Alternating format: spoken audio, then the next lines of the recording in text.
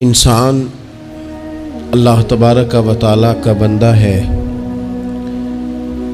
اور اس کا وجود، اس کا دل، اس کی روح، ہر چیز اللہ کے دست قدرت میں ہے۔ جس طرح یہ اپنی مرضی سے دنیا میں نہیں آیا، اللہ تعالیٰ کی مرضی سے آیا ہے، اسی طرح یہ نہیں ہو سکتا کہ جس طرح انسان چاہے اس طرح اس کے اوقات گزرے۔ محنت کرنا، کوشش کرنا، جد و جہد کرنا اس کی ذمہ داری ضرور ہے، لیکن ہوگا وہی جو رب چاہے گا۔ اللہ تبارک و تعالیٰ نے انسانی زندگی میں تمام موسم رکھے ہیں، بچپن کا موسم، جوانی کی بہار، بڑھاپے کے اوقات، اپنوں کا ملنا، اپنوں کا بچھڑنا، شادیوں کی خوشیاں اور جنازوں کے غم، یہ سارا کچھ انسانی زندگی کا حصہ ہے۔ لیکن انسان چونکہ طبعی طور پر کمزور ہوتا ہے، اپنے مزاج کے لحاظ سے بہت ساری جگہوں پہ اس میں ضعف پایا جاتا ہے،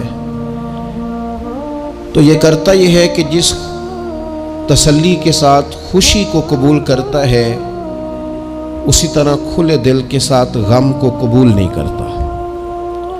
من چاہی زندگی گزارنا چاہتا ہے، حالانکہ من چاہی زندگی تکلیف کا باعث ہوتی ہے، رب چاہی زندگی انسان کو سکون عطا کرتی۔ اللہ تعالیٰ نے انسان کے ساتھ آزمائشیں رکھی ہیں، جس طرح اللہ تعالیٰ کی طرف سے ملنے والی نعمتوں کو قبول کرتا ہے، اسی طرح اس کی طرف سے آنے والی آزمائشوں کو بھی کھلے دل سے اسے قبول کرنا چاہیے۔ اور یہ بات درست ہے کہ وما اصابکم من مصیبت فبما کسبت ایدیکم، انسان پر کچھ مصیبتیں وہ آتی ہیں جو اس کے ہاتھوں کے کسب کی وجہ سے آتی ہیں۔ بہت ساری قوموں پر عذاب اس لیے آئے کہ انہوں نے بعض گناہ کیے تھے، لیکن یہ یاد رکھیے گا کہ عذاب ہمیشہ گناہوں کی وجہ سے نہیں آتے، تکلیفیں ہمیشہ گناہوں کی وجہ سے نہیں آتی۔ انسان دکھوں میں، مشکلات میں صرف اپنی غلطیوں کی وجہ سے نہیں الجھتا، بلکہ نبی پاک علیہ الصلاۃ والسلام نے فرمایا ہے، اللہ تعالیٰ کسی بندے کو کوئی درجہ دینا چاہتا ہے، اس کے اعمال اس طرح کے نہیں ہوتے کہ اسے درجہ دیا جائے، اللہ اسے کسی مشکل میں ڈال کے اس کے درجے کو بلند فرما دیتا ہے۔ بلندی درجات کے لیے، قرب الہی کے لیے، اللہ تبارک و تعالیٰ کی بارگاہ کی معرفت کے لیے بھی مصائب آتے ہیں۔ آپ دیکھیے نا، نبی پاک صلی اللہ تعالیٰ علیہ وسلم نے فرمایا سب سے زیادہ تکلیفیں انبیاء پہ آتی ہیں، اور فرمایا میں اللہ کا محبوب ہوں، انبیاء کا سردار ہوں، میرے اوپر سب سے زیادہ تکلیفیں آئی ہیں، آزمائشیں آ جاتی ہیں، اور رب فرماتا ہے وَلَنَبْلُوَنَّكُمْ بِشَيْءٍ مِّنَ الْخَوْفِ وَالْجُوعِ، ہم ضرور تمہیں آزمائیں گے کچھ خوف کے ساتھ، کچھ بھوک کے ساتھ، وَنَقْصٍ مِّنَ الْأَمْوَالِ وَالْأَنفُسِ وَالثَّمَرَاتِ، ضرور تمہیں آزمائیں گے پھلوں کی اور جانوں کی کمی کے ساتھ۔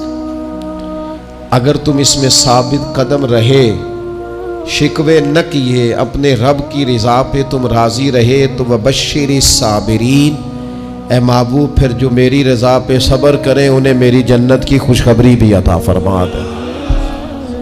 ہم تمہیں ضرور آزمائیں گے، خوف بھی، بھوک بھی، مالوں اور جانوں کی کمی بھی۔ مومن کی یہ شان ہوتی ہے کہ وہ کسی بھی موقع پر اپنے رب سے شکوہ نہیں کرتا، کسی بھی حال میں اپنے رب کی شکایت نہیں کرتا۔ نبی کریم علیہ الصلاۃ والسلام نے فرمایا، اگر اللہ تعالیٰ کسی بندے کو بیمار کرے اور پھر اس بیماری پر وہ صبر کرے اور آنے والوں سے رب کا شکوہ نہ کرے، تو فرمایا اللہ تعالیٰ نے جو گوشت اسے دیا ہوتا ہے اس سے بہتر گوشت اللہ اسے عطا کر دیتا ہے۔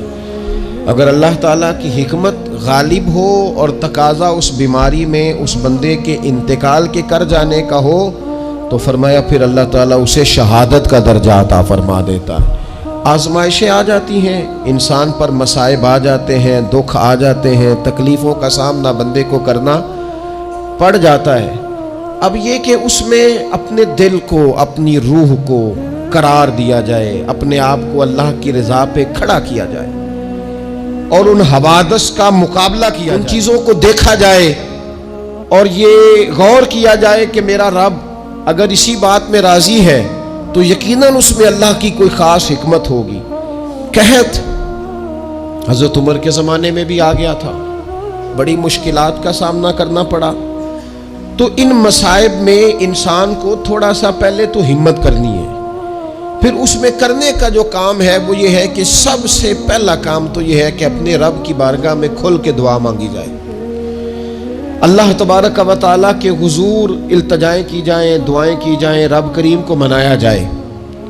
حضرت عمر فاروق رضی اللہ تعالیٰ عنہ کے زمانے میں جب قحط آیا تھا تو حضرت عمر نبی پاک علیہ السلام کے چچا کو حضرت عباس رضی اللہ تعالیٰ عنہ کو لے کے میدان میں نکلے تھے، اور کیا خوبصورت لفظ انہوں نے ترتیب دیے تھے۔ عرض کرتے تھے مالک پہلے ہم تیری بارگاہ میں محبوب پاک کو لے کے آیا کرتے تھے، آج محبوب نے ظاہری وصال کیا ہے تو تیرے محبوب کے چچا کو لے کے آئے ہیں، تو اے اللہ تو مہربانی فرما اپنے محبوب کے چچا کا صدقہ ہمیں بارش عطا فرما۔ تو بس حضرت عمر نے وہ دعا مانگی، حضرت عباس کو وسیلہ بنایا تو اللہ نے بارش عطا فرما دی۔ اچھا پھر یہ دونوں چیزیں ہمیں حدیث صحیح میں ملتی ہیں۔ ایک نوجوان نے، ایک شخص نے آ کے حضور کی بارگاہ میں عرض کی یا رسول اللہ بارش نہیں ہوتی، دعا کر دیں، تو نبی پاک نے ہاتھ اٹھائے دعا کے لیے، اتنے ہاتھ بلند کیے کہ بغلوں کی سفیدی نظر آنے لگی۔ وہ کہتے ہیں ابھی محبوب کے دستے مبارک پوری طرح چہرے پر پھرے نہیں تھے کہ اللہ نے بارش عطا کر دی۔ پھر پورا ہفتہ بارش ہوتی رہی تو لوگوں کو اب بارش کی کثرت کی وجہ سے بعض مسائل بننے لگے، تو وہ پھر حاضر ہوئے، عرض کی یا رسول اللہ دعا فرما دیں، اب تو کچھ مشکلات بڑھنے لگی ہیں۔ تو حضور نے پھر ہاتھ اٹھائے کہ اے اللہ اپنا فضل نصیب فرما، مہربانی فرما، کبھی بارش کی ضرورت ہوتی ہے اور کبھی بارشوں کا کثرت سے ہونا وہ تکلیف کا باعث ہو جاتا ہے بعض جگہوں پر۔ تو کہتے ہیں پھر حضور نے دعا فرمائی، ابھی چہرے پہ ہاتھ نہیں پھیرے تھے کہ مدینہ منورہ میں بارش ختم ہو گئی۔ تو سب سے پہلا اور ضروری کام ہمارا آج مزاج بن گیا ہے کہ ہم تبصرے کرتے ہیں، سیاست کرتے ہیں، اس پر بیٹھ کر اب ایک اور دور آ گیا ہے، ویڈیو بناتے ہیں، موبائل چلاتے ہیں، جو کہ بہت بڑا امتحان ہے ہمارے لیے کہ صرف 20 منٹ موبائل کو ہاتھ نہ لگائیں، بہت بڑا امتحان ہے۔ ہو سکتا ہے بہت سارے لوگ بڑی تکلیف میں آ جائیں کہ پورے 20 منٹ گزر گئے، اس پہ ویڈیو بنائیں گے، اس پہ کومنٹس کریں گے، اس پہ یہ کام ہم کرتے ہیں۔ حالانکہ اگر کوئی ایسی مشکل آ جائے تو شریعت نے ہمیں یہ سبق دیا کہ پہلے دعا، پہلے اللہ کی بارگاہ میں حاضری۔ اکبر الہ آبادی نے کہا تھا کہ مصیبت میں بھی اب یاد خدا ہم کو نہیں آتی، دعا منہ سے نہ نکلی، جیبوں سے عرضیاں ہی نکلی۔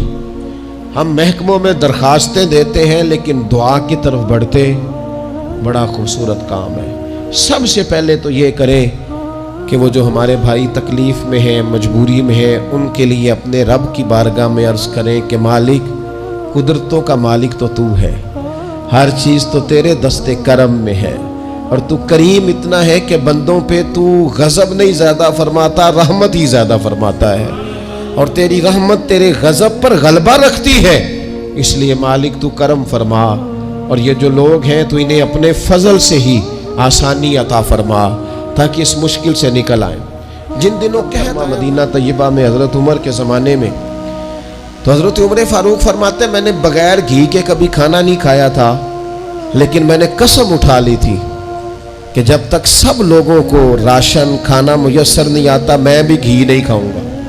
یہ جو اضافی اخراجات ہیں، ایڈوانس گاڑیاں بک کرانا، نئے ماڈل کے موبائل خریدنا، یہ جو ہمارے صرف ناز نخرے ہیں، صرف ان کو تھوڑا سا کلوز کر لو۔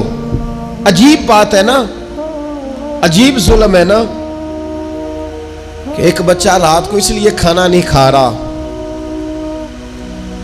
کہ اس کی مرضی کا پکا ہوا نہیں، اور ایک طرف میرے ہی وطن میں اس ویڈیو نے بھی میری چیخیں نکلوا دی جس میں ایک بیٹی اور اس کی عمر بھی بالکل اتنی ہے جتنی میری بیٹی کی عمر ہے، اس سے وہ صحافی پوچھتا ہے پاؤں اس کے ننگے ہیں اور پاؤں پہ کیڑے چڑھ رہے ہیں، تو اس سے پوچھتا ہے پتر کیا چاہیے؟ وہ کہتی ہے صرف روٹی کھانی ہے، کوئی مطالبہ نہیں، کوئی مطالبہ نہیں، روٹی دا دکھ نہ پوچھو، یہ روٹی بندہ کھا جاندی جی، روٹی بندہ کھا جاندی۔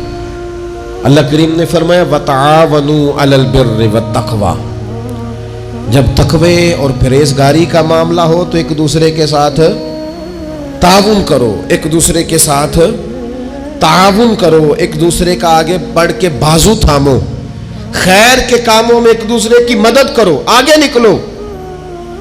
ہو جاتا ہے کبھی کبھی ایسا کہ ایک بھائی کے پاس بہت زیادہ مال ہوتا ہے، دوسرے کے پاس کم ہوتا ہے، اور نبی پاک صلی اللہ تعالی علیہ وسلم نے ارشاد فرمایا کہ یاد رکھنا اللہ تبارک و تعالی اتنی دیر تک تمہاری مدد کرتا ہے جب تک تم اپنے بھائی کی مدد کرتے رہتے ہو، اللہ تمہارا مددگار رہتا ہے۔ اور یہ جو مسلمان ہوتے ہیں، مومن، کلمہ پڑھنے والے، ان کے بارے میں میرے نبی پاک علیہ الصلوۃ والسلام نے فرمایا کہ یہ ایک جسم کی مانند ہے، ایک جسم کی طرح ہے۔ مومن ایک جسم کی طرح ہے، جس طرح یہ پورا جسم ہوتا ہے۔ اور حضور نے مثال دے کے بات سمجھائی، فرمایا جسم کا ایک حصہ تکلیف میں ہونا تو سارا جسم اس کا کرب محسوس کرتا ہے، یعنی درد صرف دانت میں ہے لیکن روٹی کھانے کو دل نہیں کرتا، کسی سے بات کرنے کو دل نہیں کرتا، اٹھ کے باہر جانے کو طبیعت نہیں چاہتی، پورا وجود اس کا کرب، اس کی تکلیف محسوس کرتا ہے۔ فرمایا جس طرح ایک جسم کے ایک حصے کو تکلیف ہو، آپ مجھے بتائیے نا، آپ کے دانت میں تکلیف ہے تو کیا کبھی آپ کے دماغ نے کہا ہے کہ ڈاکٹر کے پاس نہیں جانا؟ پیروں نے کہا ہے میں نے نہیں چل کے جانا، یہ تو مسئلہ صرف اور صرف دانت کا ہے، دانت جانے، اس کا کام جانے؟ ایسا ہوتا نہیں۔ دانت میں تکلیف ہوتی ہے تو ذہن منصوبہ بندی کرتا ہے، وہ کہتا ہے یار یہ پتہ کرو دانت کا ڈاکٹر کہاں بیٹھتا ہے، پھر آپ کی زبان ہلتی ہے، معلومات کرتی ہے، پھر آپ کے پیر چل کے وہاں جاتے، اور پھر آپ اپنے دل سے ما فی ضمیر وہاں بیان کرتے، پھر آپ اپنا کمایا ہوا سرمایہ خرچ کرتے ہیں۔ بھئی ایک دانت کو تکلیف ہے تو رہنے دو، سارے جسم کو کام میں کیوں لگایا ہے؟ تو معنی یہ ہے کہ جب جسم کا ایک حصہ تکلیف میں ہو، باقی سارے سپورٹ کرتے ہیں تاکہ وہ ٹھیک ہو جائے۔ تو حضور نے فرمایا میرے سارے مومن ایک جسم کی طرح ہیں۔ سارے مکے سے ہجرت کر کے مدینے آئے، گھر بار پیچھے رہ گئے، کاروبار پیچھے رہ گئے، حضور نے فرمایا تم بھائی ہو۔ لیکن وہ صحابہ تھے نا، انہوں نے بھائی بھائی اپنے آپ کو صرف تقریروں میں نہیں سمجھا تھا، انہوں نے اپنے آپ کو بھائی بھائی صرف محفلوں کے نعروں میں نہیں سمجھا تھا، انہوں نے اپنے آپ کو بھائی بھائی صرف ادیب شاعر کی شاعری میں نہیں سمجھا تھا، وہ من سے ان کی آوازیں آتی تھی ہم سچ مچ کے بھائی ہیں، انہوں نے طے کر لیا تھا کہ ہم بھائی ہیں۔ لہذا جب حضور نے کہا نا آپ تمہارے بھائی وہاں سے ہجرت کر کے آئے ہیں تو ان کی مدد کرو، تو پھر انہوں نے صحیح والا بھائی سمجھا، دھاگا رکھ کے اپنا گھر تقسیم کر کے آدھا اپنے بھائی کو دیا، کاروبار بانٹ کے اپنے بھائی کو دیا، جس کے پاس 4 اونٹ تھے اس نے 2 اپنے بھائی کو دے دیے، چلتے کاروباروں میں بھائیوں کو شریک بنا لیا۔ انہوں نے انہیں اس طرح کر کے رکھا کہ پھر وہ جو مہاجر تھے وہ مہاجر رہے ہی نہیں، انہیں یوں لگا کہ ہم تو ایک گھر سے اپنے دوسرے گھر میں شفٹ ہوئے، انہیں کسی جگہ بھی کوئی تکلیف نہیں آئی۔ لیکن امیر آدمی غریب کو بھائی سمجھنے کو تیار ہوتا نہیں، تگڑا بندہ چھوٹے کے قریب جانے کے لیے راضی ہوتا نہیں۔ جب تک وہ خاص ذہن نہ بنے جو ذہن ہمیں رسول پاک صلی اللہ علیہ وسلم نے عطا کیا، اتنی دیر تک انسان اس مقام تک پہنچ نہیں سکتا جہاں وہ اپنے بھائی کے لیے خیر کا معاملہ کرے۔ تو ایک تو یہ کہ ہمیں آگے بڑھنا چاہیے، ان لوگوں کو اپنا بھائی جاننا چاہیے۔ چوتھی بات، اسلام کے اندر نا ہر ذی روح کے ساتھ نیکی کرنے کا اجر ہے، ہر تر جگر والے کے ساتھ نیکی کرنے کا ثواب ہے اسلام کے اندر۔ جو تر جگر رکھتا ہے, جس کے وجود میں روح ہے, اس سے نیکی کریں اجر ملے گا. صحیح حدیث میں موجود ہے نا. اور میرا خیال ہے آپ سب کو وہ حدیث آتی ہے کہ نبی پاک علیہ السلام نے فرمایا کہ ساری زندگی گناہ کرنے والی عورت نے کتے کو پانی پلایا تھا تو رب نے بخشش فرما دی. کتا حلال جانور بھی نہیں, کتے کو پانی پلایا, ساری زندگی کے گناہ تھے, اللہ نے معاف کر دیا. کوئی بھی تر جگر والا ہو, آپ مجھے بتائیے ایک کتے کو پانی پلانے سے رب معاف کرتا ہے, تو اگر کوئی کسی انسان کی خدمت کرے, اور نرا انسان نہیں مسلمان, اور نرا مسلمان نہیں مدینے والے کا غلام, رسول اللہ کا کلمہ پڑھنے والا, اس کے ساتھ نیکی کرنے سے اللہ کتنا اجر عطا فرمائے گا. تو عزیز بھائی, مخلوق خدا سے جب لوگ پیار کرتے ہیں, جب لوگ محبت کرتے ہیں, اور جب ہمارے دل نرم, ہمیں نا مادہ پرست بنایا گیا ہے کچھ عرصے سے, ہمارا ذہن بنا دیا, اور یہ ڈھیر سارے لوگ ہیں جو تقسیم کرتے ہیں ذہنوں کو, ڈھیر سارے لوگ, اس میں بعض مذہبی لوگ بھی شامل ہیں اللہ ماشاءاللہ, جو ذہن تقسیم کرتے ہیں, چھوٹی چھوٹی اپنے لالچ کے لیے لوگوں کو ایک دوسرے سے دور کرتے ہیں. یہ تقسیم کار ہمارا عام حصہ ہے, عام جز ہے. یاد رکھنا, جب قومیں مادہ پرست ہو جاتی ہیں نا, جب وہ ہر چیز کو پیسے میں تولتی ہیں اور پہلے اپنا نفع دیکھتی ہیں, پھر وہ معاشرہ انسانوں کا معاشرہ نہیں رہتا, وہ تاجروں کا معاشرہ ہوتا ہے. وہاں ہر چیز سیل ہوتی ہے, بیچی جاتی ہے.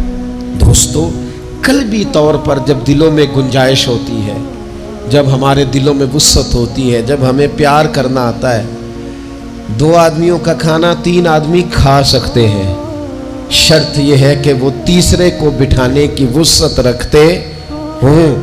4 آدمیوں کا کھانا 5 آدمی کھا سکتے ہیں, شرط یہ ہے کہ ان کے دلوں میں گنجائش موجود ہو. یاد رکھنا, ایک چھت کے نیچے گھر کے اندر 4-5 خاندان گزارا کر سکتے ہیں, شرط یہ ہے کہ ان کے دلوں میں گنجائش موجود ہو. شرط یہ ہے کہ وہ قلبی کیفیات وہی رکھتے. لیکن ہمیں نا کچھ مست سا کر دیا گیا ہے اپنی اپنی دنیا داری میں, کچھ محو سے ہیں, کچھ اس طرح کا ماحول بنا دیا گیا, مجھے کیا لینے دیں مجھے. مذہبی لوگ بھی اتنے لاکھ کی محفل نعت, اتنے لاکھ کا عرس, اتنے لاکھ کی فلانی شے. او خدا کے بندو, کچھ دیر کے لیے چھوڑ لو, کچھ دیر کے لیے مہربانی کر لو, اور دیکھو تو صحیح ضرورت کس چیز کی زیادہ ہے. چلو کوئی تو گنجائش پیدا کرو زندگی میں, کہیں کسی ایک چیز کو روک لو. مستحب کا اور واجب کا فرق ہی نہیں سمجھتے.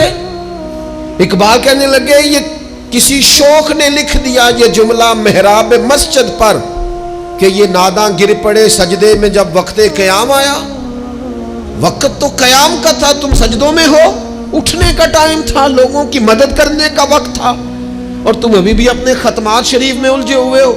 کل 10واں چیلم مستحب ہے, 2 آدمی بیٹھ کے ختم دلا لیں ہو جاتا ہے. یہ باقی کا لاکھوں روپے کا مال ان جگہوں پہ پہنچایا جائے جہاں ضرورت ہے.